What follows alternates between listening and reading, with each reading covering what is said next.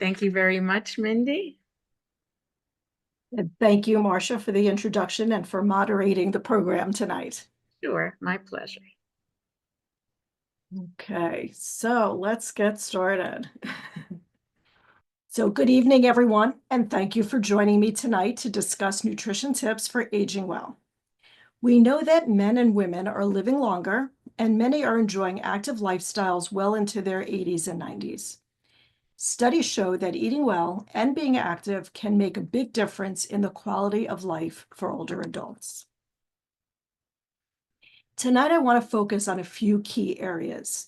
We are going to discuss how a balanced eating plan can help us to preserve our muscle mass, promote strong bones, stay adequately hydrated, and we will also discuss healthy eating patterns that may help to prevent or manage chronic conditions such as diabetes, our heart health.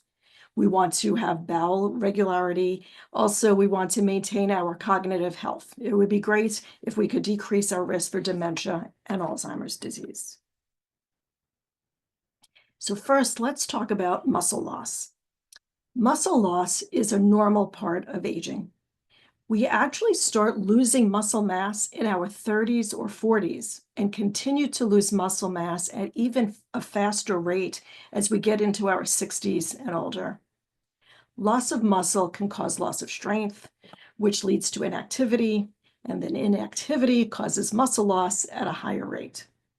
Muscle loss, also known as sarcopenia, can make it difficult to do daily activities like walking, standing up from a chair, or carrying groceries. You may have noticed as people get older, they tend to look a little more frail due to that muscle loss. So our goal is to maintain our muscle mass. This will help to decrease the risk of falls and injuries. It will help to keep our independence as we age and thereby improve the quality of our life. In many cases, muscle loss is preventable and reversible by increasing our movement and physical activity throughout the day. That would include muscle or strength training or resistance training exercises, by sitting less. And in addition, it's important to consume adequate protein to help build muscle. The good news is strength training, along with consuming adequate protein, can help maintain and rebuild muscle at any age. Keep in mind that protein by itself does not directly increase the size or strength of your muscles. Protein helps build muscle when combined with these resistance exercises. When you exercise, some of your muscle cells break down. Protein helps to repair this damage and build up more muscle. So consuming enough protein helps preserve muscle mass and strength as you age. Resistance or strength training is a type of exercise that involves working your muscles against a force or weight. It can help you build muscle strength, size, and endurance. And I would just suggest looking for strength training programs for adults or seniors at your town's community centers, senior centers, YMCAs, Silver Sneakers, local gyms. And you can also check out Capitol Health's Wellness Center. I did add that to the chat box, and I'll do it again for anyone who joined after. But we do provide some programs that have signups every so often. And just as a side note, our Capital Healthy Living program has an exercise class component to it. I'll give you a quick review on what foods contain protein now, and then later on in the presentation, I will discuss a variety of ways to include protein foods into your meals and snacks. So we know protein is found in both animal and plant foods. Animal sources include poultry, such as chicken and turkey, fish, seafood, lean beef, lean fresh pork, eggs, dairy products like yogurt, cottage cheese, and eggs. And then there are plant sources of protein, which would include soy, tofu, tempeh, beans, lentils, and nuts. I find that some older adults do not eat enough protein for a variety of reasons. Some may just not desire or crave protein foods as much as they previously did. Some may find protein foods harder to chew. Some, find that protein foods are more expensive because some protein foods are more expensive. Protein foods may be more time-consuming to cook, and people are opting for quicker meals. Either way, there are plenty of foods that are good sources of protein that you can include.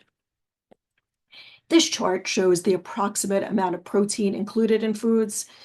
Keep in mind that protein needs vary from person to person. The minimum protein needs that are recommended, generally they say around 60 grams of protein per day, but it's thought that older adults may need more protein to preserve their muscle mass. I tend to recommend for people that are over 65 about 70 to 80 grams of protein. That's about 0.5 or to 0.54 grams of protein per pound. So just to put that into perspective, for a person that weighed 150 pounds, that would be about 70 to 80 grams of protein. But keep in mind that I'm generalizing those needs because some people may need more, especially if they are already malnourished and are suffering muscle loss. And some people might need less protein, such as those who have certain types of kidney disease. But just also to put in perspective, a 3 to 4 ounce piece of, say, chicken would contain about 20 to 30 grams of protein. Aim for a serving size about the size of the palm of your hand. Right here, or a little bit larger. 3 ounces is generally the size of a woman's palm. So men, that would account for the larger needs that you would have. So if you're having a serving of a protein food at lunch and dinner, and then a serving of yogurt, maybe eggs at breakfast and milk, or cheese with breakfast and snacks, you really should be able to meet your protein needs. So let's go on to bone loss. Talk about our bones. Bone loss in aging is another significant health concern due to the changes in our bone density and structure. You may be familiar with the terms osteopenia and osteoporosis. Osteopenia comes before osteoporosis, and it is thinning bone. If someone has osteopenia, it means they are losing bone faster than they can replace it. This leads to a decrease in bone density. Osteoporosis means porous bone. In severe cases, it can have a Swiss cheese appearance on an X-ray. The bones become weak and brittle. Some of you may have gotten a DEXA scan to take a look at your bone density or strength and the thickness of your bones. Osteoporosis increases the risk of fractures, particularly in the hip, spine, and wrist. A fall is the most common reason for a hip fracture among older adults, and poor vision and balance problems also make older people more likely to fall. Of course, this can greatly affect quality of life. Nutrients that can help protect bone health are calcium and vitamin D. We need more calcium and vitamin D as we age, and weight-bearing exercises also help to slow the loss of bone. Calcium helps to build and maintain strong bones and teeth throughout our life. So let's talk about some food sources of calcium. Dairy is usually the first thing we think of when we think about calcium foods. So milk, and that could be regular cow's milk or animal, or it can be also plant-based milks are often fortified with calcium. I would definitely check the labels of the ones you're using just to make sure. I just think that one of the reasons why we drink milk is for protein and calcium. So you want to make sure the ones that you are selecting do contain those nutrients. Also, yogurt, cheese, kefir are other examples of calcium dairy foods. There are also other foods that are good sources as well, including plant-based foods, leafy greens, fortified tofu, fortified plant-based milks, fortified cereal. Fortified means that calcium was added to it during the processing, which is important to keep in mind that some processing of foods improves the nutrition quality and thereby improves our health. Chia seeds and canned fish, sardines and salmons are good sources of calcium. Eat the bones. That's where the calcium is. As far as older adults, we need more calcium because bones lose calcium as we age. Women over 50 years old and men over 70 should aim for 1,200 milligrams of calcium per day. Healthy males between the ages of 19 and 70 should aim for 1,000 milligrams of calcium per day. So generally, eating 3 or 4 servings of high calcium foods will help you to meet your needs. And really, I would just say use supplements, calcium supplements, to make up the difference that you are not getting from your food.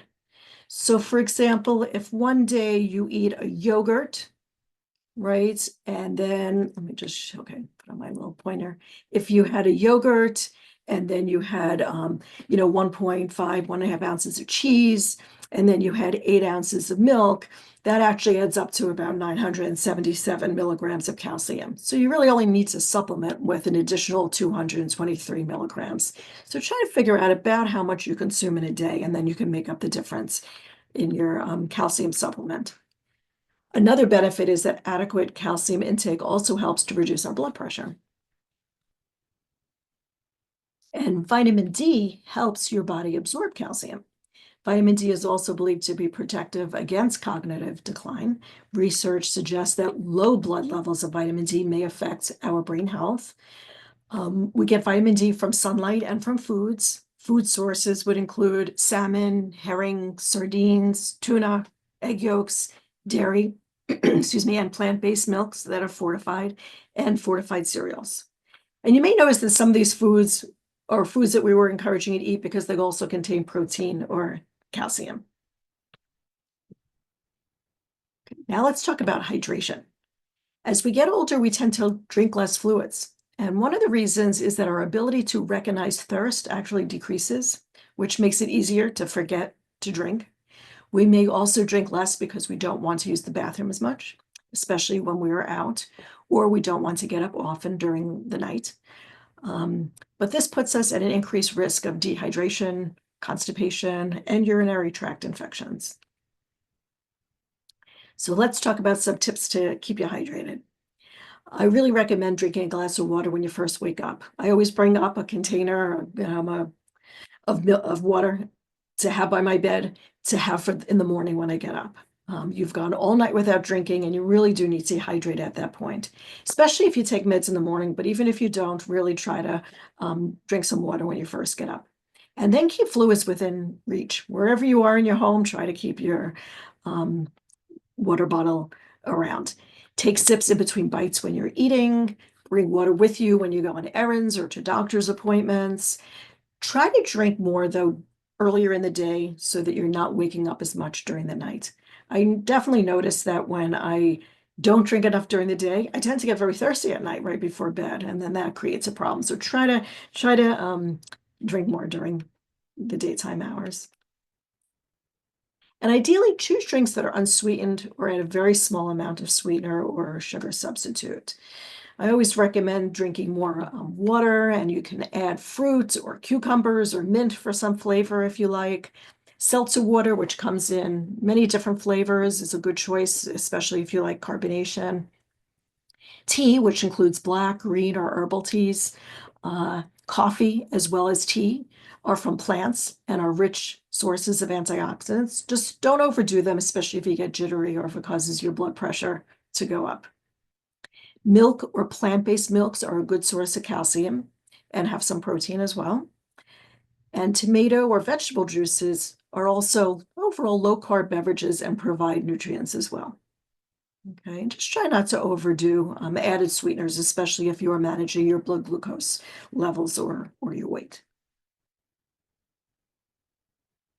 As I mentioned earlier, I said we would talk about managing or preventing chronic conditions. As we get older, when we go to our doctor's offices, we may find out that our blood glucose levels are rising. We may be diagnosed with prediabetes or diabetes. We may be told that our lipid levels or cholesterol put us in an increased risk range for heart disease. Blood pressure may start to rise, and we may have concerns about our cognitive health. There are many eating patterns that we can use to provide our bodies with the nutrients that we need and may help us to maintain good health. The ones with the most science-based evidence to support them include Mediterranean, DASH, which is an acronym for Dietary Approaches to Stop Hypertension, MIND, which combines the Mediterranean and DASH plans. MIND is an acronym for Mediterranean DASH Intervention for Neurodegenerative Delay, and the flexitarian eating pattern, which is basically plant-based or a plant-forward pattern. These eating patterns or plans provide important nutrients that have been shown to lower our blood pressure, lower blood fats, such as cholesterol. They've been shown to reduce the risk of heart disease and strokes, to help reduce the risk of many types of cancer. They've been associated with a reduced risk of developing type 2 diabetes and also helping to manage diabetes. Researchers believe that the plant-based nutrients, also called phytonutrients, have antioxidant and anti-inflammatory effects and may help to minimize damage in our cells caused by chronic stress and inflammation, which may help to lower the risk of dementia and slow the loss of brain function that can occur with aging. They may decrease arthritis and overall increase longevity. What these eating patterns have in common are that they all encourage us to eat vegetables, especially green leafy vegetables, fruits, nuts and seeds, beans and lentils, whole grains, lean meats such as fish and poultry, and to use healthy fats such as olive oil and avocado. Basically, these are categories or groups of food. And I want you to think how you can adapt this to your own cultures and traditions. We do not have to lose or sacrifice our traditions for our nutrition. Also, notice that I use the term eating pattern or eating plan.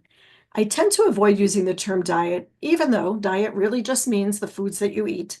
But I think for many, the word diet has come to mean restriction or weight loss.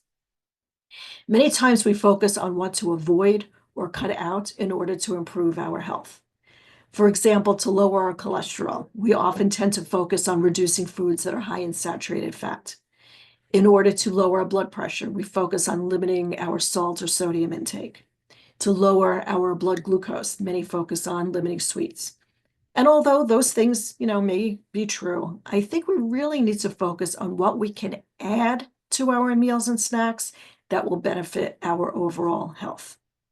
It is a more positive approach to change, and I believe we'll be more likely to improve our eating habits using this method. Keep in mind that healthy eating does not mean a very restricted diet. Healthy eating does not mean being perfect. Eating well means trying to include more foods that provide your body with nutrients that will improve your health and your well-being. A couple of phrases that I like are, when it comes to food, be a pencil, not an eraser, and nutrition by addition, not restriction. Okay, and keep it positive. And as I said, these eating patterns that we just talked about they tend to be plant-based. And a nutrient that plant-based eating patterns have in common is fiber. Fiber is a type of carbohydrate that our body can't digest. There are many benefits of fiber, including it keeps food moving smoothly and regularly through our body.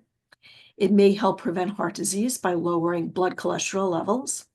It helps to control blood glucose levels in people with diabetes because it slows down the digestion and absorption of the carbohydrate into your blood. It may lower the risk of developing certain cancers, including colon cancer. A high fiber diet tends to make you feel fuller sooner so that you eat less. This can help with weight management. And fiber also feeds our healthy gut bacteria, which has many benefits to our health. Aim for 21 grams of fiber for women and 25 to 30 grams per day of fiber for men. That's generally for women and men over the age of 50. And the goal is just to eat a variety of foods that contain fiber. Okay. Some people benefit from a fiber supplement based on individual needs and their medical history. There are basically two types of fiber, soluble fiber and insoluble fiber. Both types of fiber are important for health, digestion, and preventing disease. Soluble fiber dissolves in water to form a gel that slows digestion. It may lower cholesterol and blood sugar levels and reduce the risk of heart disease. Some examples of soluble fiber include beans and legumes, lentils, barley, nuts, oats, and citrus fruits. Many of you may be familiar with the product Metamucil, which is made of psyllium fiber. That is an example of a soluble fiber. Insoluble fiber doesn't dissolve in water, but it adds bulk to our stool to speed up digestion. Our digestive tract is not able to break down the insoluble fiber, and it may promote bowel health and regularity and reduce the risk of colorectal cancer. Sources include bran, whole wheat flour, non-starchy vegetables, leafy greens, fruit skins, and seeds. Keep in mind too, though, some foods contain both types of fiber. Example would be apples. The fleshy part contains soluble fiber and the skin is insoluble fiber. So I just say eat more of all these foods and you'll increase your fiber intake. So as we go through the next several slides, take note of what you can add to your meals and snacks. The first goal is to eat a variety of foods from the different food groups. And this way we'll be consuming, all the nutrients that you need for good health, including the protein, calcium, fiber, vitamins, minerals, and antioxidants. We talked about how important it was to eat enough protein to keep our muscle mass. Another benefit of protein is that it keeps you feeling full longer. Also, eating a protein food with a carbohydrate food can keep your blood sugar more stable.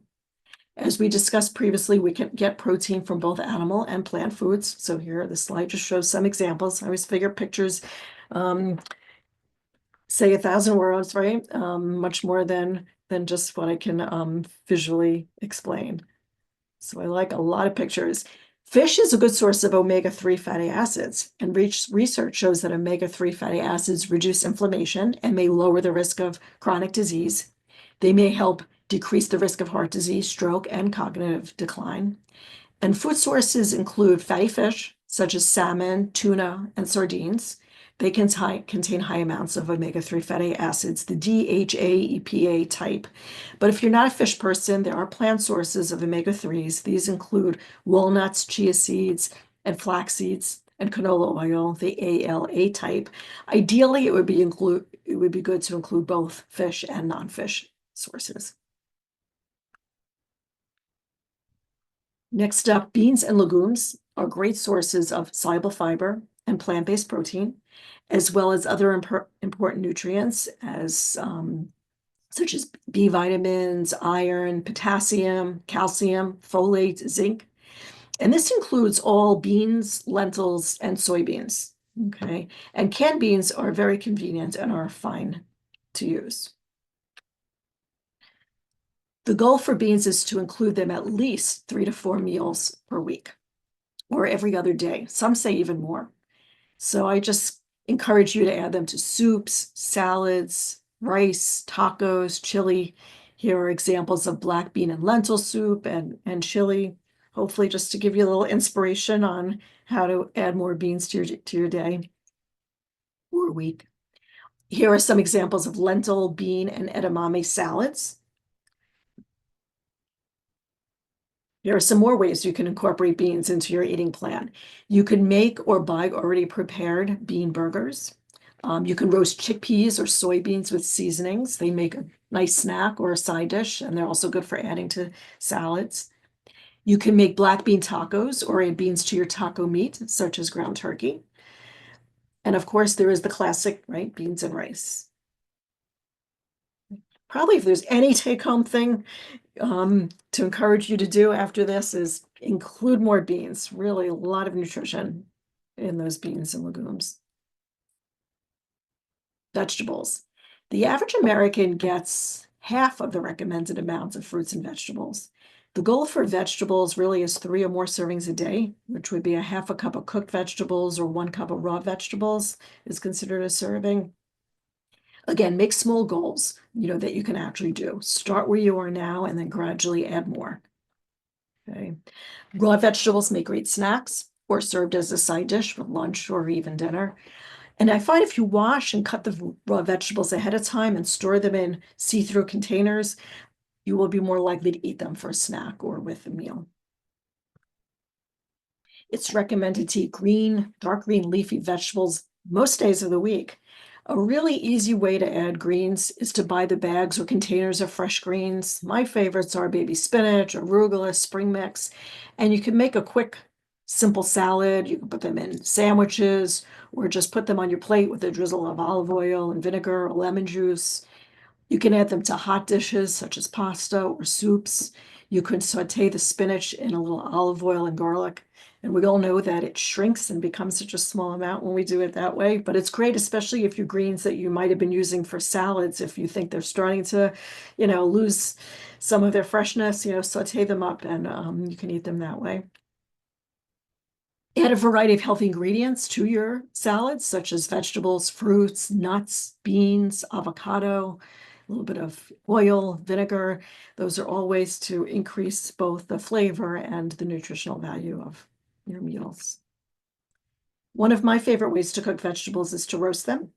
These are some examples that work well: Brussels sprouts, cauliflower, mixed vegetables, asparagus.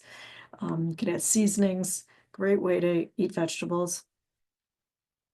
I also like to saute or stir fry vegetables in a little oil. And you can do this with fresh vegetables. I'd also do this with frozen vegetables. Again, you can saute all kinds of greens like spinach, collard greens, Swiss chard, turnip greens, kale. Sometimes it's just, experimenting and trying some new things. Frozen vegetables are just as healthy as fresh. Even canned vegetables can be a quick way to add vegetables to your plates. Just drain off the liquid if they're packed with salt. Go with what fits your budget, and your lifestyle. Microwaving or steaming are other healthy ways to cook vegetables as well. As far as fruit, goal is to aim for 2 to 3 servings per day for most people. So if you currently only occasionally eat fruit, you might start by a goal of including 1 piece of fruit a day. I often hear people say that they were told that they should not eat fruit because it is high in carbs or sugar. And it is true that fruit contains natural sugar in the form of fructose, but it's also true that they contain fiber and vitamins and antioxidants that are all protective for our health. We just need to learn to eat them in a way that does not cause spikes in our blood sugar if you have diabetes or prediabetes. And so the first step I always say is just not to eat a real large portion of the fruit at one time. And the next step is to eat fruit with a food that is high in protein or healthy fats, which is why I encourage people to eat their fruit with a handful of nuts. It's just a great combination to get 2 foods that have a lot of important nutrients, and that should help stabilize blood sugar.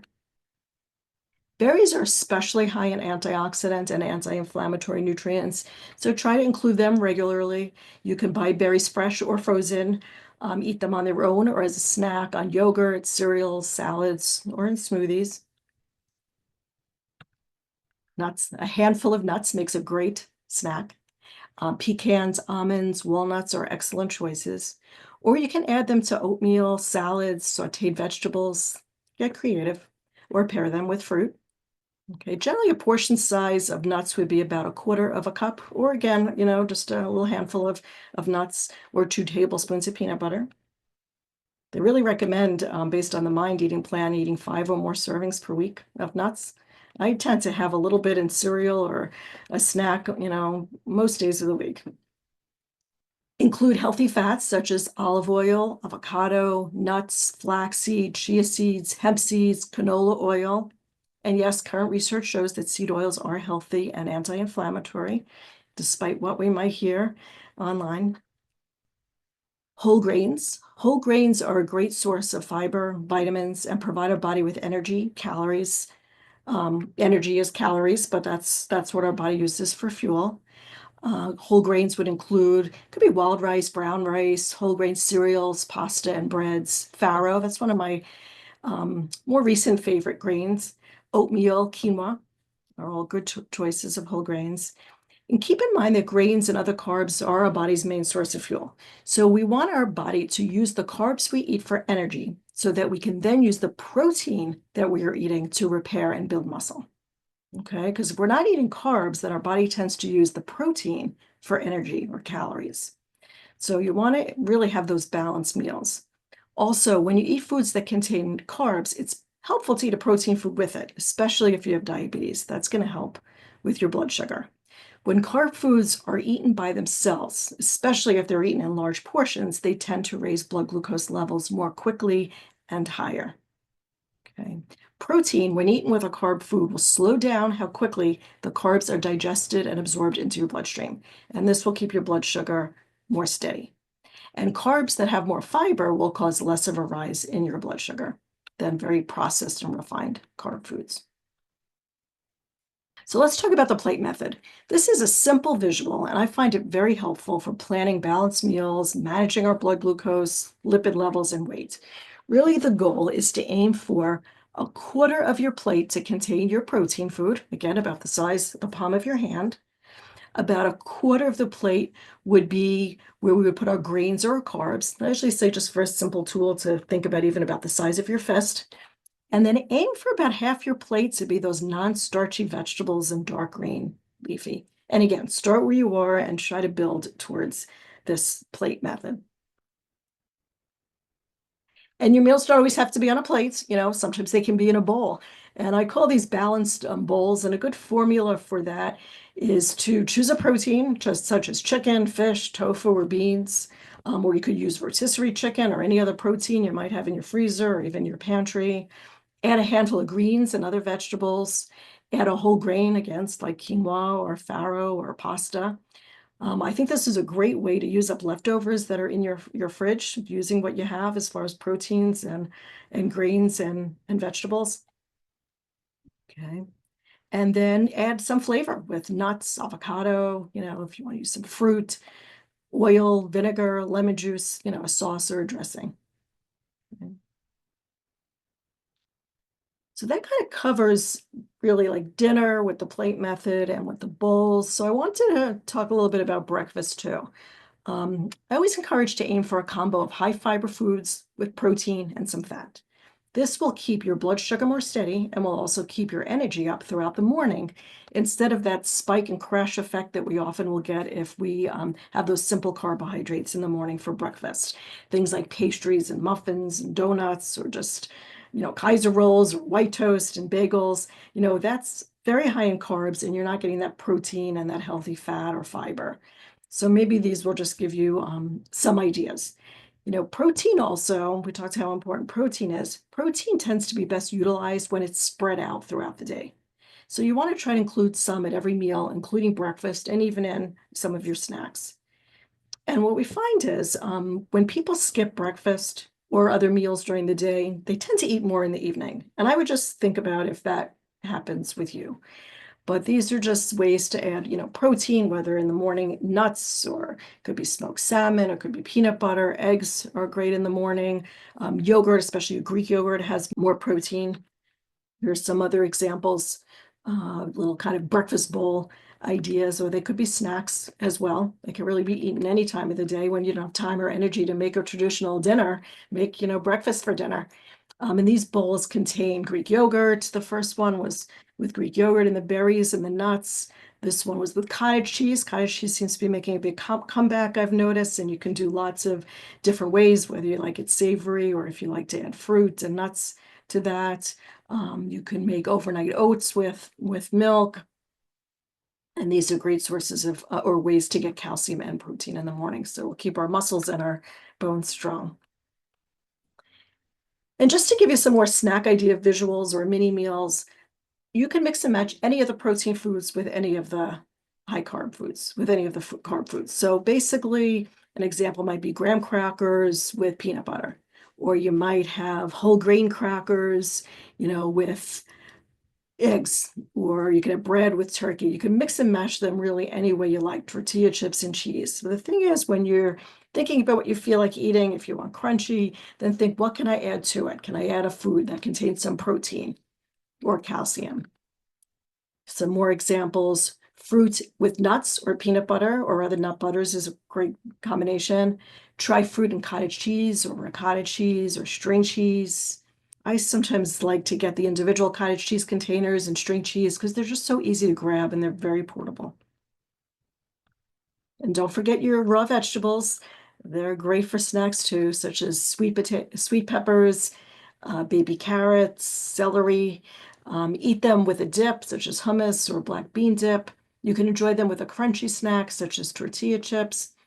I find that when I apply the what can I add to my meal or snack approach, I come up with more satisfying and more nutritious combinations. So you don't have to say, I can't have the tortilla chips or the carb that you want, but you might just think maybe have a little smaller amounts of that and add some vegetables, add a protein dip. And don't forget the importance of physical activity. The goal is to try to sit less and move more. Take a walk after lunch or dinner, walk around while talking on the phone, march, stand, or stretch while watching TV. Try to move after sitting every 30 to 60 minutes. Try to get up.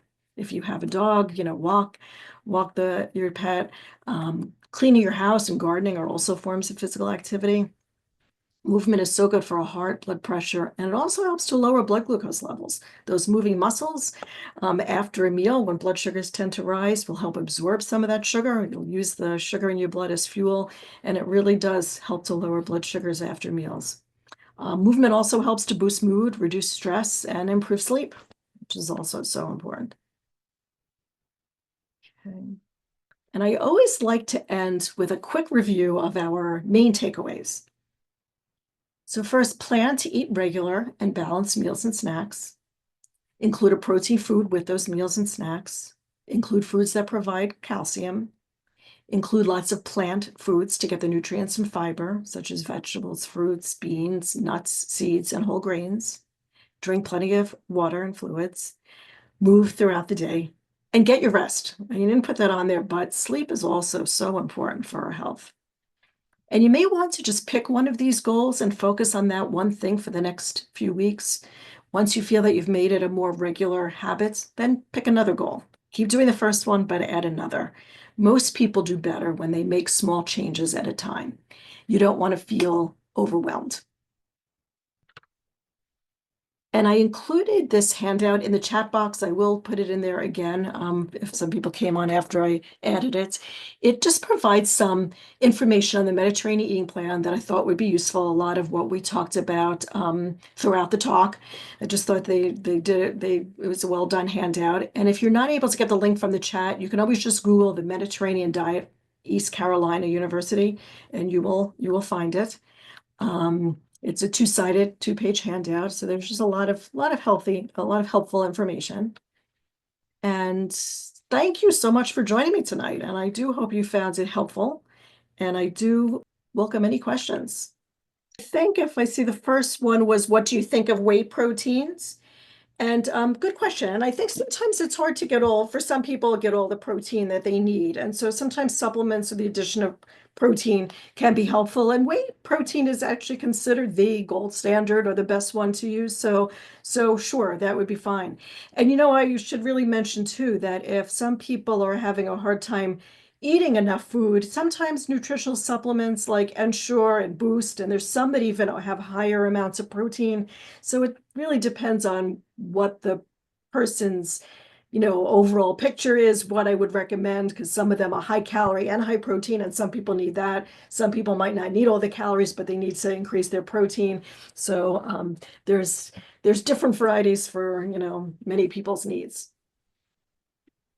And you're welcome. I'm glad you needed the refresher and that you joined me today. That's great. Oh, thank you for the kind comments. Ooh, this one I get this one a lot. What is your opinion about intermittent fasting? Great question. I always say that as a registered dietitian, I always like to individualize my recommendations to the person, because everyone is different and different things work for different people. And I know there are people that intermittent fasting has been helpful for. There are some studies that have shown that it might help to improve certain health parameters, some people that have diabetes or different, or for weight management, that it has been helpful. But I always say you need to figure out what works best for you. There's some things that I think that I have concerns about with intermittent fasting, or we also know of that as time restricted eating. Usually it just narrows the window when we eat. So I think it could be really helpful for people that tend to eat their dinner and then eat snacks all night long until they go to bed, right? So by saying, okay, I'm cutting off my time at say 8 o'clock, probably they're going to be saving a lot of extra calories, and that might be helpful. But this is where I sometimes get a little concerned, is I want people to listen to their bodies. I think that's really important too. And that sometimes kind of gets separated when people do the intermittent fasting. And what I mean by that is, when we get hungry, when we were designed, when we were created, however you want to think of it, hunger is the way that our body tells us that we need to fuel, that we need to eat. And I really do think we should listen to our body. And when we truly are hungry, we should eat. I also know there's lots of people that I've seen in my practice, and I've also, from studies have found that when people don't eat in the morning, because breakfast is usually the meal that most people will skip when they're doing intermittent fasting or they push off, is that when people don't eat in the morning, they tend to eat more later on in the day. Also, the concern is that we don't want to wait until we're famished. Because if we say, oh, I can't eat now, it's not my time yet, I can't eat until it's 12 noon. But if we're really starving or very, very hungry at 10 or 11 o'clock, what sometimes happens is by the time we do eat, we eat faster. And usually when we eat faster, we tend to eat more. Or if we didn't really plan our meals and they're not already portioned, if we're really, really hungry, oftentimes we just grab anything. That's when we say, I don't care what I eat because I'm just hungry. So we don't always make the best choices. So I think to keep those things in mind when you are making, those decisions and see what does work best for you. Sometimes just putting off breakfast a little bit helps, and cutting it off a little bit, earlier in the night, not eating all night, I think is great. But it doesn't have to be a really long window of not eating. I get really concerned when some people tell me they have a 4-hour window when they could eat. And I definitely would have at least 8 hours.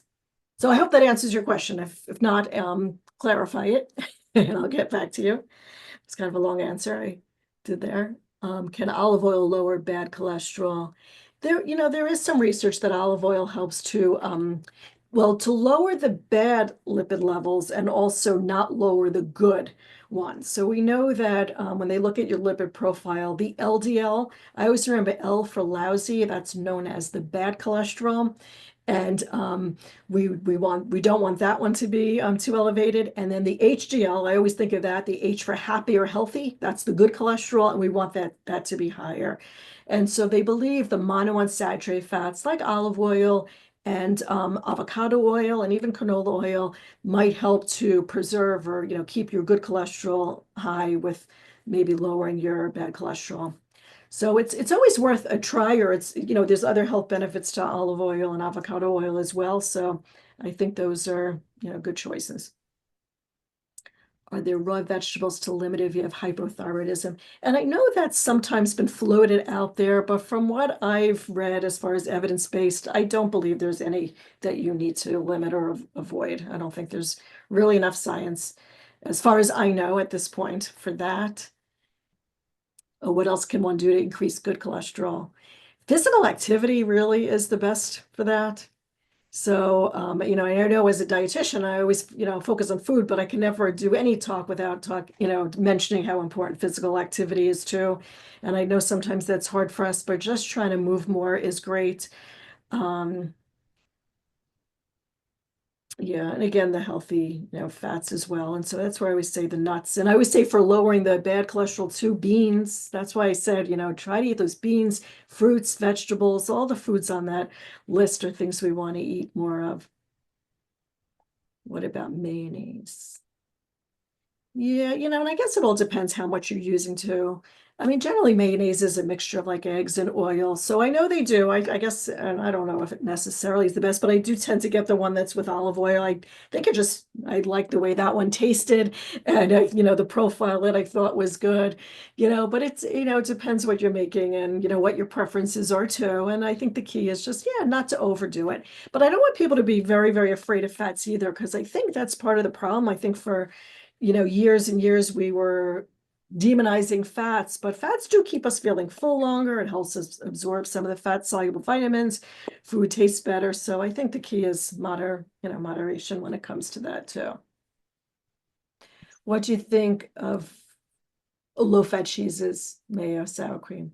Do you mean as far as low-fat versus the regular? I mean, because I think again, fats, everything in yes, thank you.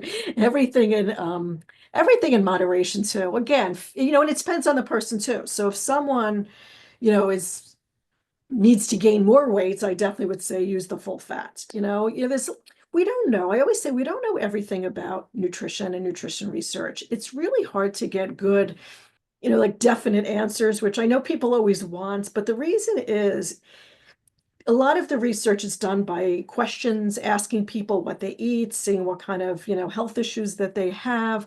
It's really hard because you can't put people into a hospital ward and feed them a certain way for the rest of their lives to really see the effects and to compare, because who would want to do that? And you wouldn't want to be in the group that, wasn't getting the best care.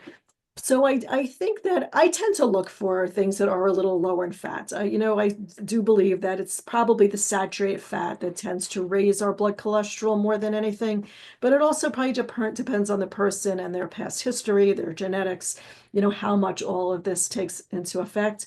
So I think the main thing is either don't use a large amount of the ones that are full fat, either use a smaller amount or use some of the reduced fat. And then I always say focus on what to add. Focus on those foods that we talked about to add to your meals, and hopefully that's going to overall improve your health even more. I am pre-diabetic and I have been told bananas are a big no-no for me when it comes to fruits. Is this true? Can I have a banana or half of one without making my A1C nuts? Great question. Yes, I think you can. And the thing is too, right? I hate for anyone to feel they can't eat any food, especially a fruit, because I don't think that's probably the problem for most people. And remember too, potassium has fiber. It has a lot of potassium. It has vitamin C. It has a lot of important nutrients. So I want people to eat them because I think that's important for people that have diabetes as well.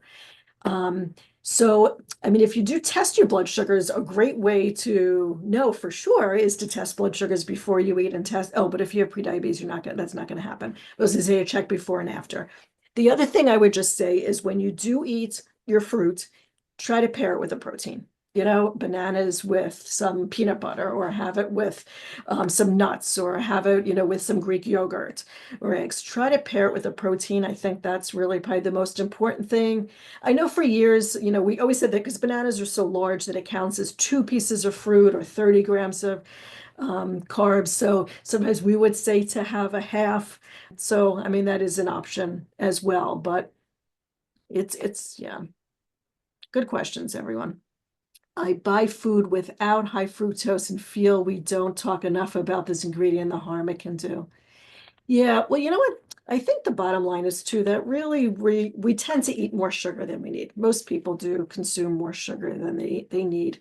But I know for a while we were really kind of hammering, they thought that it was the high fructose corn syrup that it did more harm, but really they're all very quite similar. So I think the main thing is to, yeah, try to eat less. It's probably more in processed foods because it's not like you eat high, high fruit, that's high fructose, right? By itself. Fructose in fruit is not the same as high fructose, like corn syrup, that they are concerned about. So I don't want people to get confused and think that means that you can't eat fruit.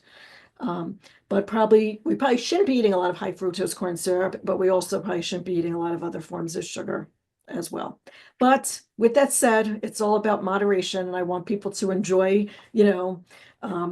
a variety of different foods too. So I think also when we restrict too much, or when we say we can't have something, like if we say, oh, I can never eat a cookie or cake or something like that again, it only makes us want it more. And then when we do get our hands on it, we tend to lose more control around food and eat more of it. So I think the key is watching portion sizes, eating slowly, really enjoying it.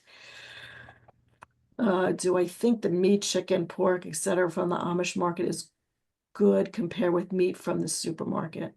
I always say everyone just needs to do what, they prefer, what makes them feel good, what fits their budgets. But I don't want people to think that they have to go out and buy their food from a certain place. I don't know. I'm hopeful, at least at this point in time, that our food supply is safe. I know there's a lot of, we say that the internet or social media has made nutrition education much more difficult for for us because there's so much information out there, and a lot of it is based on part truths, half truths. So I just encourage you to take everything with a grain of salt and be very careful when someone is telling you something is harmful, it's going to hurt you, kill you, it's terrible for you, and then they refer you to their page and they're trying to sell you stuff, which is often foods that are very processed and have, also a lot of ingredients. So be careful of that. I will say that. Can we have access to the slide showing the Mediterranean diet components? So that was the one, I think, is that the one that you're talking about, the picture with the nice colorful picture? Yes. So now look under the notes. I did add it a couple of times. I could probably even do it In the again. chat, correct? I think I'm sorry. you put it in the chat. I put it in, yes, I did put in the chat. It says from East Carolina University, and it says the Mediterranean eating pattern handout from East Carolina University. It is in there. You should be able to just click on it. It'll come up on your computer. But if you don't, just even in your Google search, because I've done it many times, if you just type in Mediterranean eating pattern handout from East Carolina University, it'll take you to the page that you could download it there as well. I included the Mediterranean eating pattern handout, and I also included Capital Health Wellness Center because she told me that right now they are doing a Tai Chi class. And that's also good for core and for strength, but they also do other strength training classes, yoga. There was a variety of different classes they do through the wellness program. They have some that are in session now, but they'll be starting new classes in January. So she said if you send an email to that wellness center at capitalhealth.org and request to receive class information, she will send you the latest information that they provide at Capital Health Wellness Center. And then I did just add that Capital Health Living program. She had suggested I mention that too. And that's a program that Capital Health has. There's many, many services, but part of it is there is, I think, a once a week exercise class. So thank you for coming, everybody. Really, I appreciate you coming. I appreciate your questions. Thank you very much, Mindy. I'm going to hang around for another 5 or 10 minutes to collect the evaluation so you can stay and complete the evaluation. Mindy, you could be released if you like to. Okay. Unless there's more questions. I don't see Any more any questions? more. Lots of No. thank yous. Oh, well, you're welcome, everyone. I appreciate that. Really, We it's always nice. love your talks. Thank you. Thank you, Marcia. Thanks for moderating. Appreciate it. Yes, my See you pleasure. soon. All right. Have a good night, everybody.